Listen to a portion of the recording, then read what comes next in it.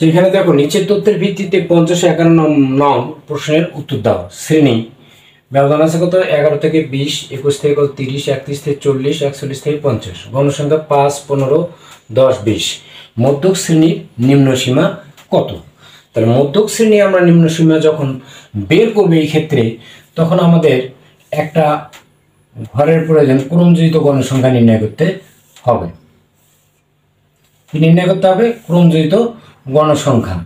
আচ্ছা, এখানে আছে কি শ্রেণী। শ্রেণী আচ্ছা, শ্রেণী কত আছে আমাদের? 11 থেকে 20, 11 থেকে 20, 21 থেকে 30, তারপরে কি 31 থেকে কত 40, তারপর 41 থেকে কত 40, তারপরে কত 41 থেকে কত 50। আচ্ছা, গণসংখ্যা আমাদের কত আছে? গণসংখ্যা আছে কত? 5, 15, 5, 15, 10, 20। তাহলে ক্রমযোজিত গণসংখ্যা, ক্রমযোজিত গণসংখ্যা, তাহলে ক্রমযোজিত গণসংখ্যা কি হবে আমাদের? ক্রমযোজিত গণসংখ্যা হচ্ছে কত? 5, তারপর কত 20, তারপর কত 30, তারপর কত 50। তাহলে এখানে n/2 সমান সমান কত? 50 ভাগ কত 2 সমান সমান কত? 25। তাহলে 25তম পদের 25তম পদ এখানে আমাদের কি হবে? নিম্ন সীমাটা কি অবস্থান করবে? তাহলে 25তম পদ কত হচ্ছে? এই পর্যন্ত কত? 20, 20-এর পরে 21, 22, 30-এর মধ্যে কিন্তু আমাদের 25, অর্থাৎ আমাদের কি এই ঘরে অবস্থান করবে।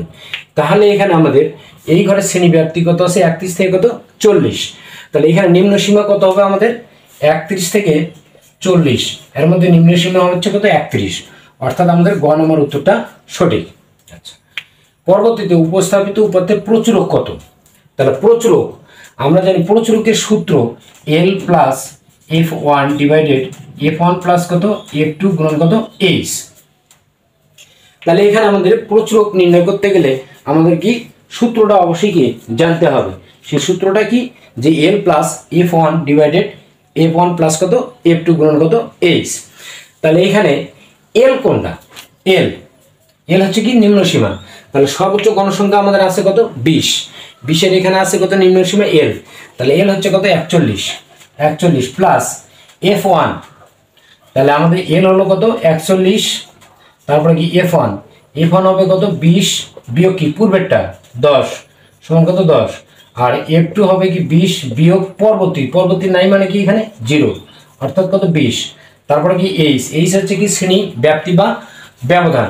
তাহলে 11 থেকে 20 পর্যন্ত আমাদের শ্রেণী ব্যাপ্তি বা ব্যবধান কত? 11, 12, 13, 14, 15, 16, 17, 18, 19, 20, অর্থাৎ কত 10 ব্যবধান। তাহলে আমাদের F1 এর মান পাঠাবো আমরা কত? 10, তাহলে 10 যোগ F2 কত? 20 গুণ কত H। তাহলে সমান সমান 41 যোগ H এর মান কত? 10। আচ্ছা, তাহলে এখন এখানে দেখো 10 আর 10 গুণ করলে হয় 100, আর নিচে 20 আর 10 হলো কত? 30। এই শূন্য কাটলাম। আচ্ছা, এখন 41 যোগ থাকে কত? 10 ভাগ কত? 3। তাহলে 41 যোগ উপরে 10 নিচে কত? 3। তাহলে সমান সমান 41 যোগ 3 দ্বারা যদি আমরা ভাগ করি তাহলে 3 পয়েন্ট কত হবে? 33 মানে কি চলতেই থাকবে, অর্থাৎ 44.33 হবে কি আমাদের অ্যান্সার। তাহলে এই উপাত্তের প্রচুরক হবে কত? 44.33, অর্থাৎ গ নম্বর উত্তরটা আমাদের সঠিক এই সূত্রের সাহায্যে। তাহলে সূত্র ছাড়া কিন্তু এটা কখনো হবে না। তাহলে অবশ্যই তোমাকে এই সূত্রটা প্রয়োগ করতে হবে, যে প্রচুরকের সূত্র L plus F1 divided F1 plus কত F2 গুণন কত H, এই সূত্রের সাহায্যে। তাহলে L হলো আমাদের কত? সর্বোচ্চ গণসংখ্যা। তার বামে যাব আমরা 41।